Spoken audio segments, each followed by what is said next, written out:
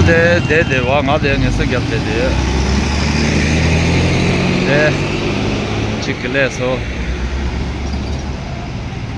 नेपाल रेशा खोरा अनि खोरा देने या दो से और आपसे मिलकर बहुत तपाईसित भेटेर खुसी भयो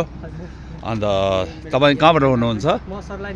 सरलाई नेपालबाट अच्छा अच्छा अहिले कहाँ जानु भएको लद्दाख ठिक छ लद्दाखको लागि अहिले त बाटो ठिकै होला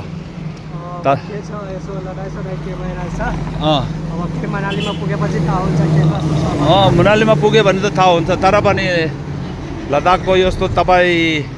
शङ्कुलाबाट गयो भने बाटो अलि राम्रो छैन हो अन्त तपाईँले जानु भनेपछि चाहिँ म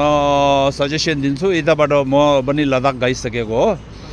अन्त लद्दाख जानुको लागि तपाईँले यहाँबाट 12 लाचा भएर गयो भने अलिकति बाटो राम्रो होला अनि त्यहाँ मान्छेहरू पनि धेरै भेट्छ हो अनि तपाईले खानपिनो साधनहरू अलिकति बोक्नुपर्छ किनभने बाटोमा खानपिनोको अलिकति अप्ठ्यारो पर्छ मैगी वगैरह यस्तो बोक्यो भने राम्रो छ नत्र यो बाटोमा 50 60 70 किलोमिटरसम्म के पनि नपाउने यस्तो बाटो भेट्छ हो त्यतिखेर तपाईले यस्तो खेर गर्नु मैगी यस्तो बोकेर जानु अन्त बाटोमा आफैले बनाएर पनि खानु सक्छ जहाँ पानी भेट्यो त्यहाँ खानु सक्छ हो अनि त्यस्तो गरेर आज तिमी भेटेर एकदम खुसी भयो किनभने मेरो ट्रिप यो जुन अहिले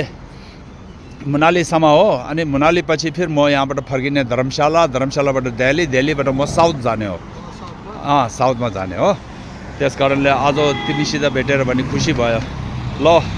अनि